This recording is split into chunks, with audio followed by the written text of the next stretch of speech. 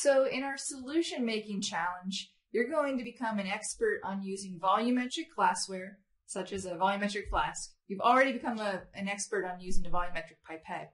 And you're also going to become an expert on using a balance. You may already feel like you're an expert on that, and you probably are. Okay, but in any case, today what we're going to do is weigh out some copper nitrate. And it's actually the trihydrate.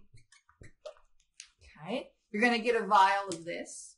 You're going to weigh out enough copper nitrate to make a 0.1 molar solution.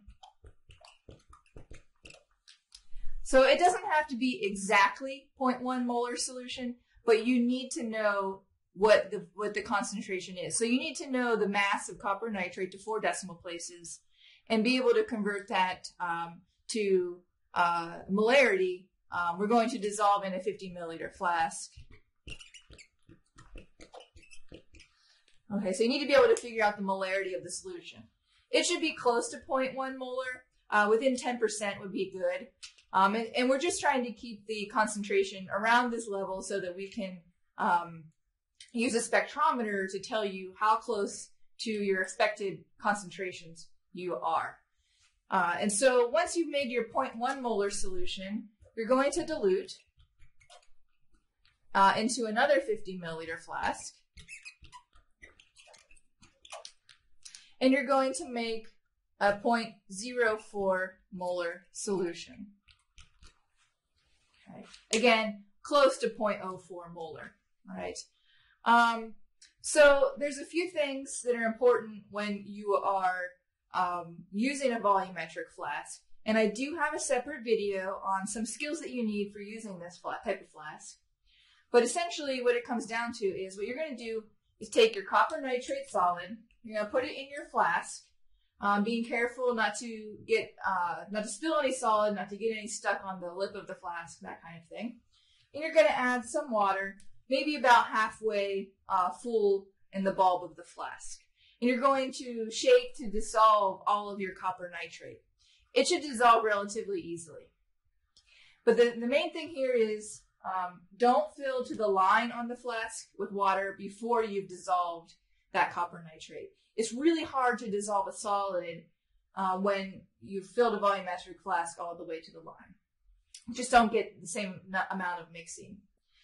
So fill halfway, dissolve all your solid, then fill all the way to the top and make your solution. Okay.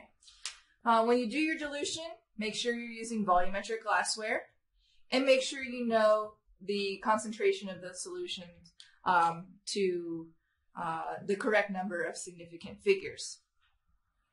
We are going to check your molarity with a spectrometer.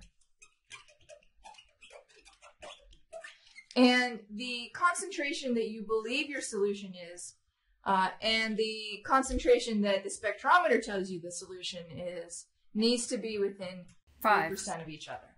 Okay? If that doesn't happen, you're going to remake your solutions, make sure you're using all of your proper skills, and try your solution in the spectrometer one more time.